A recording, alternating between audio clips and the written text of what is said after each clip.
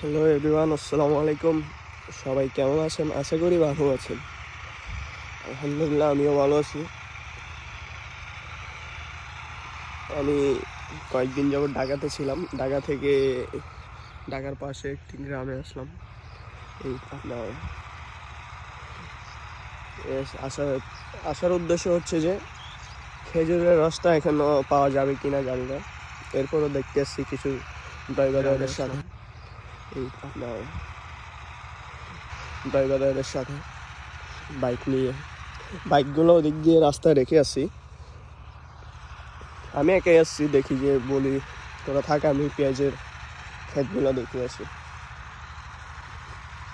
এখান থেকে অনেক দূর পর্যন্ত দেখা যেত, বিশেষ করে ওই গাছপালাগুলো বেশি দেখা যেত আর ওই কাছ থেকে।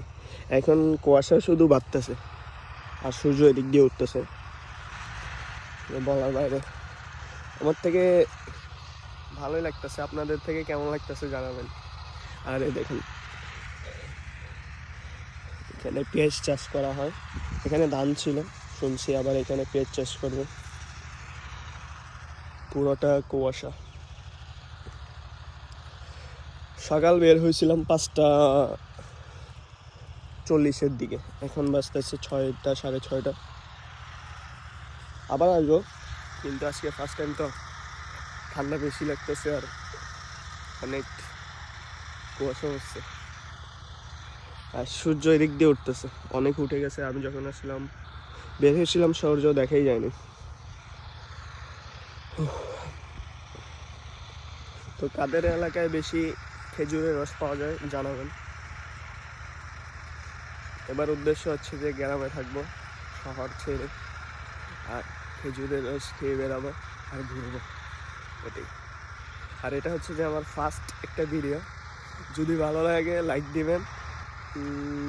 আর কি বলা যায় জানি না, আস্তে আস্তে শিখে নিব। ভিডিও বানানোর ইচ্ছা আমার অনেক শখ ছিল, আমার অনেক শখ পূরণ করতে পারি নাই, কিছুটা পূরণ করছি, আরও কিছু বাকি আছে, সেগুলো ইনশাল্লাহ পূরণ করব। ঠান্ডা। আর ভয়েসটা কীরকম যাচ্ছে, ডাইরেক্ট ফোন থেকে ভয়েস যেটা আসতেছে ওইটাই দিব, পরে না হয় কিছু ব্যবহার করে।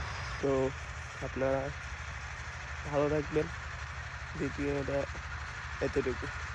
আর কথা বাজতেছে, আমি ঠান্ডাতে বাইক চালাইছি, কথাগুলো ক্লিয়ার আসতেছে না, বেজে বেজে আসতেছে, মুখ ধুই নেই, অনেক কিছু। তো আল্লাহ হাফেজ, বাই বাই।